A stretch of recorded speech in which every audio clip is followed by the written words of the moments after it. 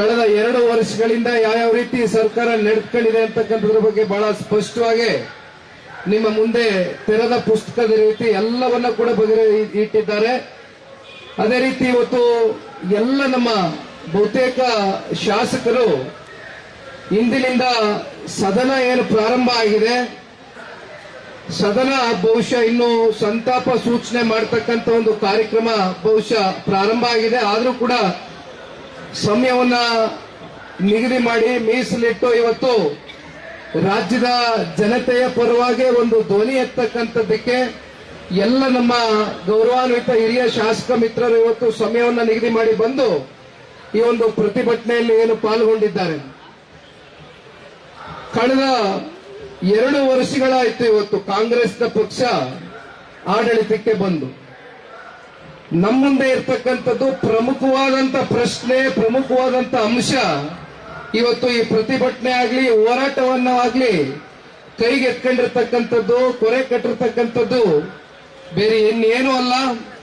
2 ವರ್ಷದ ಹಿಂದೆ ನಡೆದಂತ ಸಾರ್ವತ್ರಿಕ ಚುನಾವಣೆ ಸಂದರ್ಭದಲ್ಲಿ ಇದೇ ಕಾಂಗ್ರೆಸ್ನ ಪಕ್ಷ ಒಂದು ಕಮಿಟ್ಮೆಂಟ್ ಅನ್ನ ಕೊಟ್ಟರು, ಒಂದು ಮಾತನ್ನ ಕೊಟ್ಟರು.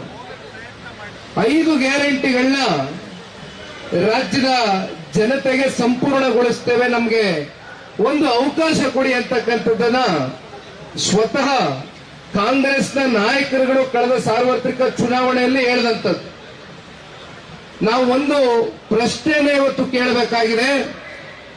ನಮ್ಮ ರಾಜ್ಯದ ಗೌರವಾನ್ವಿತ ಮುಖ್ಯಮಂತ್ರಿಗಳು ಸಿದ್ದರಾಮಣ್ಣ ಅವರೇ, ಮತ್ತೆ ರಾಜ್ಯದ ಮತ್ತೊಬ್ಬರು ಉಪಮುಖ್ಯಮಂತ್ರಿಗಳು ಡಿ.ಕೆ. ಶಿವಕುಮಾರ್ ಅವರೇ ಹಾಗೂ ಸಂಪೂರ್ಣ ಸಚಿವ ಸಂಪುಟಕ್ಕೆ ಇವತ್ತು ರಾಜ್ಯದ ಜನತೆ ರಾಜ್ಯದ ಉದ್ದಗಲಕ್ಕೂ ಕೂಡ ಒಂದು ಪ್ರಶ್ನೆ ಕೇಳ್ತಾ ಇದ್ದಾರೆ. ಅದರಲ್ಲೂ ಏನಿವತ್ತು ನಿಮ್ಮ 5 ಗ್ಯಾರಂಟಿಗಳಿಗೆ 52,000 ಕೋಟಿ ವರ್ಷಕ್ಕೆ ಹಣವನ್ನ ಹೊಂದಿಸಬೇಕಾಗಿರ್ತಕ್ಕಂಥದ್ದು ಎಲ್ಲವೂ ಕೂಡ ನಿಮಗೆ ಗೊತ್ತಿತ್ತು ಚುನಾವಣೆ ಪೂರ್ವದಲ್ಲಿ.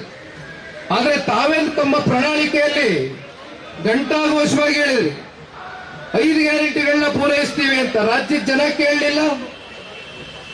ಹೇಳದಂತವ್ರು ನೀವು. ಪ್ರತಿ ತಿಂಗಳು 2,000 ರೂಪಾಯಿ ಗೃಹಲಕ್ಷ್ಮಿ ಯೋಜನೆ ಇರಬಹುದು.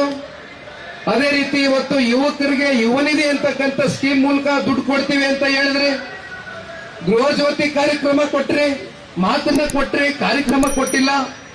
ಈ ರೀತಿ ಅನೇಕ ವಿಚಾರಗಳ ಬಗ್ಗೆ ಪ್ರಸ್ತಾವನೆಯನ್ನು ಮಾಡಿದ್ದೀರಿ. ಆದ್ರೆ ಒಂದು, ತಾವು ಮಾತು ಕೊಡಬೇಕಾದ್ರೆ ಎಷ್ಟು ಹೊರೆ ಬೀಳುತ್ತೆ ವರ್ಷಕ್ಕೆ, ಈ ಹಣಕಾಸನ್ನ ಎಲ್ಲಿಂದ ನಾವು ಹೊಂದಿಸಬಹುದು ಅಂತಕ್ಕಂಥ ಪರಿಜ್ಞಾನ ತಮಗಿರ್ಲಿಲ್ವೇ?